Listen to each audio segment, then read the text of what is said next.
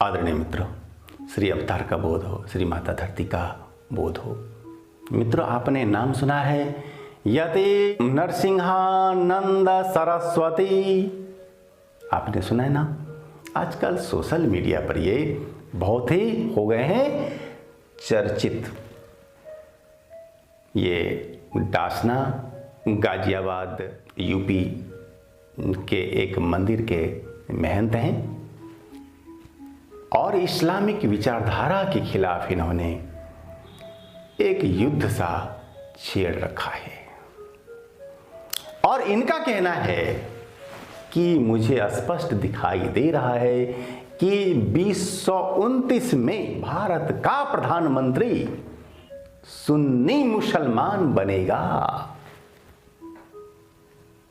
और यदि ऐसा हुआ तो फिर यहां होगा गजवाए हिंद, भारत बनेगा दारुल इस्लाम और यहां इस्लामिक राज स्थापित होगा।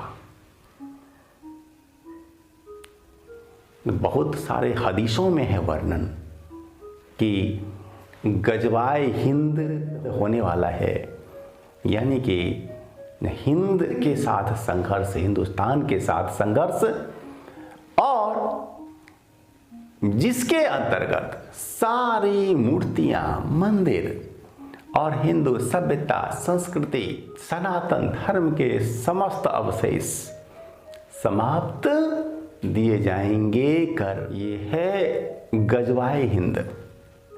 और इनका कहना है कि यदि आप चाहते हैं कि न हो ऐसा तो फिर दो उपाय होंगे करने। एक, हिंदुओं को संगठित होना होगा। दूसरा, हिंदुओं को ज़्यादा से ज़्यादा बच्चे होंगे पैदा करने। मित्रों, अब आइए इनके विचारों पर, इनकी बातों पर, इनके द्वारा बताए गए तथ्यों पर हम विचार करते हैं। आइए आप भी हमारे साथ साथ विचार कीजिए। क्या आप असाध्य रोग, प्रेत बाधा या किसी संकट में बराबर फंसे रहते हैं? क्या आप वैज्ञानिक अध्यात्मवाद पर आधारित संगीतमय कथा प्रवचन, यज्ञ या कोई बड़ा कर्मकांड अनुष्ठान कराना चाहते हैं? तो हमारे परम पूज्य गुरुदेव कल की सखा महर्षि स्वामी धर्मदास उदासीन जी का संरक्षण व सहयोग ले। व्हाट्सएप नंबर 9931757497 पर मैसेज करें। देखिए, भारत का पीएम सुन्नी मुसलमान बने, इसमें संवैधानिक रूप से कोई हर्ज नहीं है। संविधान सारे मजहब पंथ के लोगों को समान अधिकार देता है। तो कोई भी बने, किसी भी जाति का बने, पंथ का बने, इसमें हर्ज क्या? लेकिन हर्ज कहां होता है? हर्ज कहां है?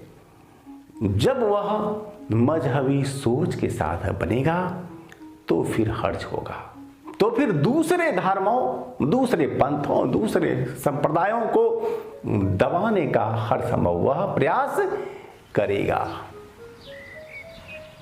हमारे स्वामी जी को यह लगता क्यों है, आभास हो क्यों रहा है ऐसा? इस पर विचारिए। मित्रों, उनका कहना है कि भारत के 4 बड़े दुश्मन हैं। भारत के, भारतीयता के, हिंदुत्व के, सनातन के 4 दुश्मन हैं। एक इस्लामिक जिहाद, दूसरा है ईसाईयत, तीसरा है वामपंथी, तथा चौथा है तथाकथित धर्मनिरपेक्षतावाद। ये 4 भारत के, हिंदुस्तान के, हिंदुत्व के हैं दुश्मन।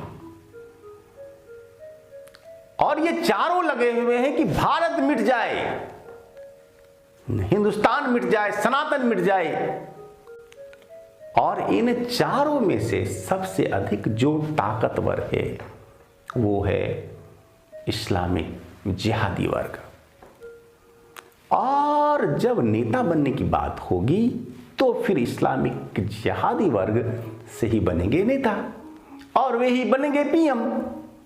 यही श्री नरसिंहानंद जी का है तर्क। लेकिन मैं यदि नरसिंहानंद जी को साथ ही संपूर्ण देश के विश्व के लोगों को मैं आश्वस्त चाहता हूं करना कि ऐसा संभव नहीं है। हालांकि श्री स्वामी जी भी चाहते हैं कि उनकी भविष्यवाणी सत्य न हो। और बंधु, आपकी भविष्यवाणी सत्य नहीं होगी, इसका दावा मैं स्वामी धर्मदास उदासीन कर रहा हूं, क्योंकि श्री कल्कि अवतार का जन्म हो चुका है। पर्दे के पीछे से उनका काम भी चल रहा है और उनके 3 बड़े हैं कार्य: विश्व राष्ट्र की स्थापना, वैज्ञानिक अध्यात्मवाद का प्रसार, तीसरा पर्यावरण संरक्षण।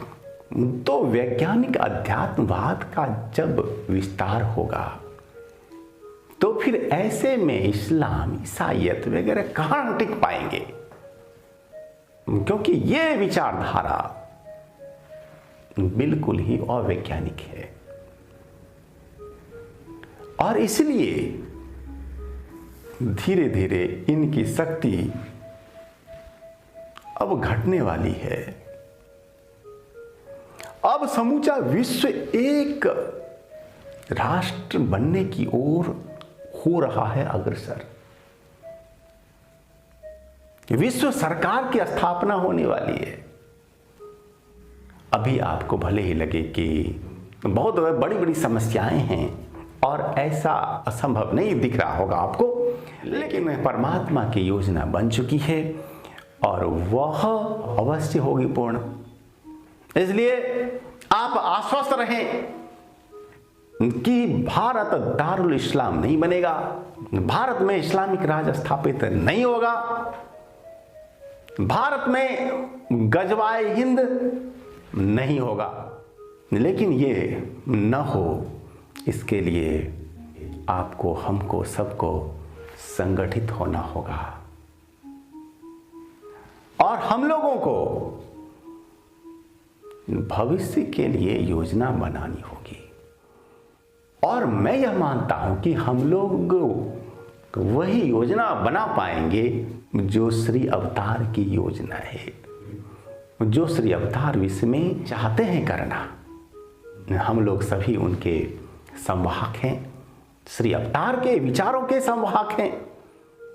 मित्रों, आइए हम लोग लें संकल्प कि विश्व राष्ट्र बनाएंगे और धर्म अध्यात्म के क्षेत्र में तर्क, तथ्य और प्रमाण